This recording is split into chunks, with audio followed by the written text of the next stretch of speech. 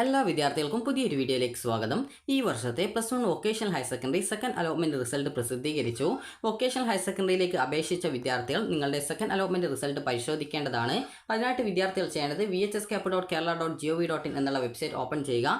Open ചെയ്ത ശേഷം വിദ്യാർത്ഥികൾ ശ്രദ്ധിക്കേണ്ടത് ഇവിടെ നിങ്ങൾക്ക് വെബ്സൈറ്റ് ഇതുപോലെ ഓപ്പൺ ആയിട്ട് കിട്ടുന്നതാണ്. അപ്പോൾ ഇവിടെ സെക്കൻഡ് അലോട്ട്മെന്റ് റിസൾട്ട് എന്നുള്ള ഒരു ലിങ്ക് കാണാം. ജസ്റ്റ് നിങ്ങൾ ആ ലിങ്കിൽ ക്ലിക്ക് ചെയ്യുക. ക്ലിക്ക് ചെയ്ത് കഴിഞ്ഞാൽ വിദ്യാർത്ഥികൾക്ക് ഈ ഒരു പേജിലേക്ക് വരുന്നതാണ്. അതായത് VHSE അഡ്മിഷൻ പോർട്ടൽ എന്നുള്ള പേജിലേക്ക് നിങ്ങൾക്ക് എത്താനായിട്ട് സാധിക്കുന്നതാണ്. അപ്പോൾ വിദ്യാർത്ഥികൾക്ക് ഇവിടെ കാണാൻ സാധിക്കും നിങ്ങളുടെ യൂസർ നെയിം അതുപോലെ തന്നെ പാസ്വേഡ് എന്നിവ കാണാൻ പറ്റും. ഇവിടെ യൂസർ നെയിമായിട്ട് നിങ്ങൾ കൊടുക്കേണ്ടത് നിങ്ങൾ അപേക്ഷാ സമയത്ത് നൽകിയിട്ടുണ്ടായിരുന്ന നിങ്ങളുടെ മൊബൈൽ നമ്പറാണ് കൊടുക്കേണ്ടത്. വൊക്കേഷണൽ ഹയർ സെക്കൻഡറിയിൽ യൂസർ നെയിം മൊബൈൽ നമ്പറാണ് വരിക. അപ്പോൾ നിങ്ങൾ ഈ ഒരു വൊക്കേഷണൽ ഹയർ സെക്കൻഡറിയിൽ അപേക്ഷിച്ച സമയത്ത് കൊടുത്ത മൊബൈൽ നമ്പർ എന്താണോ അതാണ് ഇവിടെ യൂസർ നെയിമായിട്ട് കൊടുക്കേണ്ടത്. അതുപോലെ പാസ്വേഡ് ഇവിടെ ടൈപ്പ് ചെയ്ത് കൊടുക്കുക. പാസ്വേഡ് നിങ്ങൾ മറന്നു പോയിട്ടുണ്ടെങ്കിൽ ഫോർഗോട്ട് പാസ്വേഡ് ഓപ്ഷൻ ഉണ്ട്. അതിൽ ക്ലിക്ക് ചെയ്ത് നിങ്ങളുടെ മൊബൈൽ നമ്പർ അതായത് അപേക്ഷ സമർപ്പിക്കുമ്പോൾ നൽകിയ മൊബൈൽ നമ്പർ കൊടുക്കുക. അതുപോലെ തന്നെ നിങ്ങൾക്ക് ഇവിടെ കുറച്ച് ഇംഗ്ലീഷ് അക്ഷരം കാണാൻ പറ്റും. അപ്പോൾ നിങ്ങൾ ആ ഒരു സമയത്ത് നിങ്ങളുടെ സ്ക്രീനിൽ എന്താണോ കാണുന്നത് ആ ഒരു ഇംഗ്ലീഷ് അക്ഷരമാണ് കൊടുക്കേണ്ടത്. ടെക്സ്റ്റ് ഫ്രം ഇമേജ് എന്നുള്ള ഭാഗത്ത് അത് ടൈപ്പ് ചെയ്ത് കൊടുക്കുക. നിങ്ങൾക്കത് കൃത്യമായിട്ട് ആ ഒരു ഇംഗ്ലീഷ് അക്ഷരം മനസ്സിലാവുന്നില്ലെങ്കിൽ ഇവിടെ റിന്യൂ ബട്ടൺ കൊടുത്തിട്ടുണ്ട്. ജസ്റ്റ് ആ ഒരു ബട്ടൺ ക്ലിക്ക് ചെയ്താൽ അത് ചേഞ്ച് ആവുന്നതാണ്. അപ്പോൾ നിങ്ങൾ ആ ഒരു സമയത്ത് എന്താണ് കറക്റ്റായിട്ട് മനസ്സിലാക്കാൻ പറ്റുന്നത് ആ ഒരു സമയത്ത് നിങ്ങൾ ടെക്സ്റ്റ് ഫ്രം ഇമേജ് എന്നുള്ളിടത്ത് ആ ഒരു എന്താണ് അവിടെ കാണുന്നത് ആ ഒരു ഇംഗ്ലീഷ് അക്ഷരം ടൈപ്പ് ചെയ്ത് കൊടുക്കുക. അതിനുശേഷം വാലിഡേറ്റിൽ ക്ലിക്ക് ചെയ്ത് കഴിഞ്ഞാൽ വിദ്യാർത്ഥികളുടെ മൊബൈൽ ഫോണിലേക്ക് ഒരു OTP വരും. ചില സമയത്ത് സെൻഡ് OTP എന്ന ഒരു ഓപ്ഷൻ കൂടി ഈ ഒരു പേജിൽ ഉണ്ടാകുന്നതാണ്. അങ്ങനെയെങ്കിൽ സെൻഡ് OTPയിൽ ക്ലിക്ക് ചെയ്യുമ്പോൾ നിങ്ങളുടെ ഫോണിലേക്ക് ഒരു OTP വരുന്നതാണ്. അപ്പോൾ അതിനുശേഷം OTP നൽകുന്നതിനായിട്ട് എൻ്റർ OTP എന്നുള്ള ആ ഒരു ഓപ്ഷൻ ഉണ്ടാവും. അവിടെ നിങ്ങളുടെ OTP ടൈപ്പ് ചെയ്ത് കൊടുക്കുക, സബ്മിറ്റ് ചെയ്യുക. സബ്മിറ്റ് ചെയ്ത് കഴിഞ്ഞാൽ നിങ്ങൾക്ക് പുതിയ പാസ്വേഡ് സെറ്റ് ചെയ്ത് കൊടുക്കാനുള്ള ഒരു പേജ് വരും. അവിടെ നിങ്ങൾ പുതുതായിട്ട് ഏത് പാസ്വേഡാണോ സെറ്റ് ചെയ്യുന്നത് മിനിമം ഒരു 8 ക്യാരക്ടറെങ്കിലും ഉണ്ടായിരിക്കണം. അപ്പോൾ വിദ്യാർത്ഥികൾക്ക് അവിടെ ആ ഒരു നിങ്ങളുടെ പുതിയ പാസ്വേഡ് 2 പ്രാവശ്യം സെയിം പാസ്വേഡ് ടൈപ്പ് ചെയ്ത് കൊടുക്കുക. അതിനുശേഷം അപ്ഡേറ്റ് അല്ലെങ്കിൽ സേവ് അല്ലെങ്കിൽ സബ്മിറ്റ് എന്നിങ്ങനെയുള്ള ഏതെങ്കിലും ഒരു ഓപ്ഷൻ ഉണ്ടാവും. നിങ്ങൾ അതിൽ ക്ലിക്ക് ചെയ്ത് നിങ്ങളുടെ ആ ഒരു പാസ്വേഡ് നിങ്ങൾക്ക് അപ്ഡേറ്റ് ചെയ്യാവുന്നതാണ്. അപ്പോൾ അതിനുശേഷം നിങ്ങൾ ചെയ്യേണ്ട ഈ ഒരു പേജിലേക്ക് വരിക. നിങ്ങളുടെ യൂസർ നെയിമായിട്ടുള്ള ആ ഒരു മൊബൈൽ നമ്പർ എന്താണ് അത് ടൈപ്പ് ചെയ്ത് കൊടുക്കുക. നിങ്ങളുടെ പാസ്വേഡ് കൊടുക്കുക. അതിനുശേഷം നിങ്ങൾക്ക് ഇവിടെ ഈ ഒരു പേജിലും അത് നേരത്തെ ഉള്ള പേജിലെ പോലെ തന്നെ കുറച്ച് ഇംഗ്ലീഷ് അക്ഷരം കാണാൻ പറ്റും. അപ്പോൾ നിങ്ങൾ എന്താണ് കാണുന്നത് അത് കൃത്യമായിട്ട് ഇവിടെ ടെക്സ്റ്റ് ഫ്രം ഇമേജ് എന്നുള്ളത് ടൈപ്പ് ചെയ്ത് കൊടുക്കുക. കറക്റ്റായിട്ട് മനസ്സിലാവുന്നില്ല എങ്കിൽ ഇംഗ്ലീഷ് അക്ഷരം എന്താണെന്ന് മനസ്സിലാവുന്നില്ലെങ്കിൽ ഇവിടെ റിന്യൂ ബട്ടൺ കൊടുത്തിട്ടുണ്ട്. അതിൽ ക്ലിക്ക് ചെയ്യുക. നിങ്ങൾ അത് ചേഞ്ച് ചെയ്യുന്നത് കാണാൻ പറ്റും. അപ്പോൾ നിങ്ങൾക്ക് എപ്പോഴാണ് അത് കറക്റ്റായിട്ട് മനസ്സിലാവുന്നത് ആ ഒരു സമയത്ത് നിങ്ങൾ ഈ ഒരു റിന്യൂ ബട്ടൺ ക്ലിക്ക് ചെയ്യുന്നത് നിർത്തിയിട്ട് അത് കൃത്യമായിട്ട് ഇവിടെ ടെക്സ്റ്റ് ഫ്രം ഇമേജ് എന്നുള്ളത് അത് ടൈപ്പ് ചെയ്ത് കൊടുക്കുക. അതിനുശേഷം ലോഗിൻ ബട്ടൺ ക്ലിക്ക് ചെയ്യുക. നിങ്ങൾക്ക് നിങ്ങളുടെ പ്രൊഫൈൽ പേജിലേക്ക് പോകുന്നതാണ്. നിങ്ങൾക്ക് അവിടെ കാണാൻ സാധിക്കും congratulation you have got allotment എന്ന് പച്ച കളറിൽ കാണാൻ പറ്റും. അങ്ങനെയെങ്കിൽ നിങ്ങൾക്ക് അലോട്ട്മെൻറ്റ് കിട്ടിയെന്ന് മനസ്സിലാക്കാവുന്നതാണ്. അതുപോലെ തന്നെ നിങ്ങൾക്ക് sorry you have no allotment എന്നാണെങ്കിൽ നിങ്ങൾക്ക് ഫസ്റ്റിലും കിട്ടിയിട്ടുണ്ടാവില്ല, സെക്കൻഡിലും അലോട്ട്മെൻറ്റ് കിട്ടിയിട്ടില്ല എന്ന് മനസ്സിലാക്കാം. അതുപോലെ തന്നെ നിങ്ങൾക്ക് sorry you have no changes എന്നാണ് കാണുന്നതെങ്കിൽ നിങ്ങൾക്ക് ഫസ്റ്റ് അലോട്ട്മെൻറ്റ് കിട്ടിയിട്ടുണ്ടാകും, എന്നാൽ സെക്കൻഡ് അലോട്ട്മെൻറ്റിൽ നിങ്ങൾക്ക് അലോട്ട്മെൻറ്റ് പുതുതായിട്ട് കിട്ടിയിട്ടില്ല എന്ന് മനസ്സിലാക്കാവുന്നതാണ്. അപ്പോൾ വിദ്യാർത്ഥികൾക്ക് അവിടെ നിങ്ങൾക്ക് congratulation you have got allotment എന്നാണ് കാണുന്നതെങ്കിൽ വിദ്യാർത്ഥികൾക്ക് അവിടെ കാണാനായിട്ട് സാധിക്കുന്നതാണ്. അതായത് ഈ ഒരു സെക്കൻഡ് അലോട്ട്മെൻറ്റ് റിസൾട്ട് എന്നുള്ള ഒരു ലിങ്ക് കാണാൻ പറ്റും. ജസ്റ്റ് നിങ്ങൾ അതിൽ ക്ലിക്ക് ചെയ്യുക. ക്ലിക്ക് ചെയ്യുന്ന സമയത്ത് നിങ്ങൾക്ക് കാണാൻ സാധിക്കുന്നതാണ് congratulation you have got allotment. അതുപോലെ തന്നെ ഏത് സ്കൂളിൽ ഏത് കോഴ്സിന് എത്രാമത്തെ ഓപ്ഷനിലാണ് അലോട്ട്മെൻറ്റ് കിട്ടിയത് എന്ന് നിങ്ങൾക്ക് അവിടെ കാണാനായിട്ട് സാധിക്കുന്നതാണ്. അപ്പോൾ അതിന് താഴെയായിട്ട് തന്നെ വ്യൂ അലോട്ട്മെൻറ്റ് ലെറ്റർ എന്നുള്ള ഒരു ഓപ്ഷൻ ഉണ്ടാവും. അപ്പോൾ അതിൽ ക്ലിക്ക് ചെയ്ത് നിങ്ങളുടെ അലോട്ട്മെൻറ്റ് ലെറ്റർ ഡൗൺലോഡ് ചെയ്തെടുക്കുക. അല്ലെങ്കിൽ അലോട്ട്മെൻറ്റ് ഡീറ്റെയിൽസ് എന്ന് പറഞ്ഞിട്ടുള്ള ഓപ്ഷനാണ് ഉണ്ടാവുക. നിങ്ങൾ എന്താണ് ലിങ്ക് കാണുന്നത് അതിൽ ക്ലിക്ക് ചെയ്യുക. ക്ലിക്ക് ചെയ്യുന്ന സമയത്ത് നിങ്ങൾക്ക് നിങ്ങളുടെ അലോട്ട്മെൻറ്റ് ലെറ്റർ കിട്ടുന്നതായിരിക്കും. ഇനി അലോട്ട്മെൻറ്റ് ലഭിക്കാത്ത വിദ്യാർത്ഥികളായിരുന്നാലും ലഭിച്ച വിദ്യാർത്ഥികളായിരുന്നാലും ഈ ഒരു സെക്കൻഡ് അലോട്ട്മെൻറ്റ് റിസൾട്ട് എന്നുള്ള ലിങ്കിൽ ക്ലിക്ക് ചെയ്ത ശേഷം പോകുന്ന പേജിൽ ലാസ്റ്റ് റാങ്ക് ഡീറ്റെയിൽസ് എന്നുള്ള ഒരു ഓപ്ഷൻ ഉണ്ടാവും. അപ്പോൾ നിങ്ങൾ അതിൽ ക്ലിക്ക് ചെയ്ത് നിങ്ങളുടെ റാങ്ക് ഡീറ്റെയിൽസ് മനസ്സിലാക്കാവുന്നതാണ്. അപ്പോൾ നിങ്ങൾക്ക് ഈ റാങ്ക് ഡീറ്റെയിൽസ് മനസ്സിലാക്കാൻ സാധിക്കുക. അതായത് നിങ്ങൾക്കിപ്പോൾ ഒരു ഓപ്ഷനിലും അലോട്ട്മെൻറ്റ് കിട്ടാത്ത വിദ്യാർത്ഥികൾക്ക് മുഴുവൻ ആ ഒരു ഓപ്ഷനുകളുടെയും റാങ്ക് ഡീറ്റെയിൽസ് മനസ്സിലാക്കാം. എന്നാൽ ഇപ്പോൾ നിങ്ങൾക്ക് 4ാമത്തെ ഓപ്ഷനാണ് കിട്ടിയതെങ്കിൽ നിങ്ങൾക്ക് അതിന് മുകളിലുള്ള 1 മുതൽ 3 വരെയുള്ള ഓപ്ഷനുകളെ ആ ഒരു റാങ്ക് ഡീറ്റെയിൽസ് മാത്രമേ കാണാനായിട്ട് പറ്റത്തുള്ളൂ.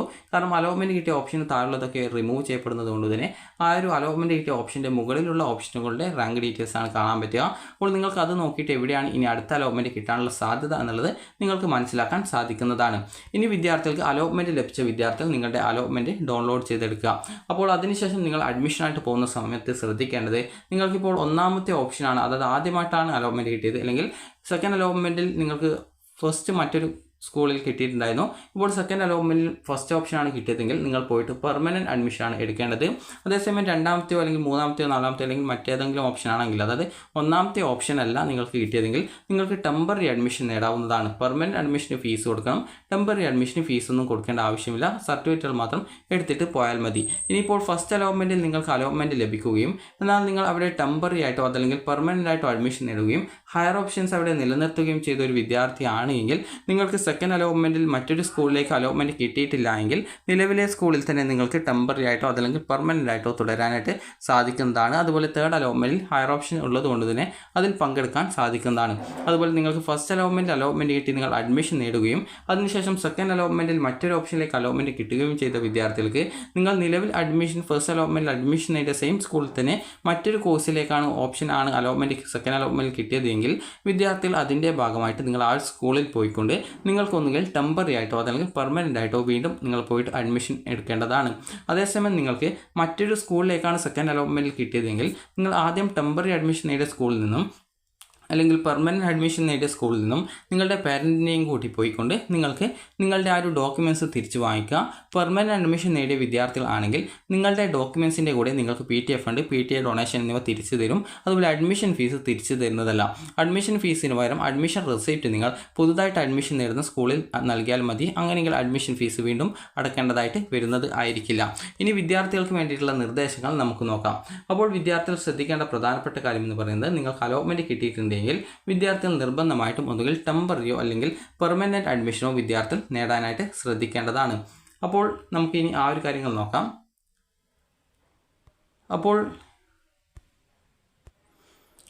ഇന്ന് നമുക്ക് ആ ഒരു കാര്യങ്ങൾ നോക്കാം. വിദ്യാർത്ഥികൾക്ക് ഇപ്പോൾ രണ്ടാമത്തെ അലോട്ട്മെൻറ്റ് ലഭിച്ചിട്ടുണ്ടെങ്കിൽ നിങ്ങൾ ജൂൺ 11-ാം തീയതി വൈകുന്നേരം 4 മണിക്കുള്ളിൽ അലോട്ട്മെൻറ്റ് ലഭിച്ച സ്കൂളിൽ അഡ്മിഷൻ നേടേണ്ടതാണ്.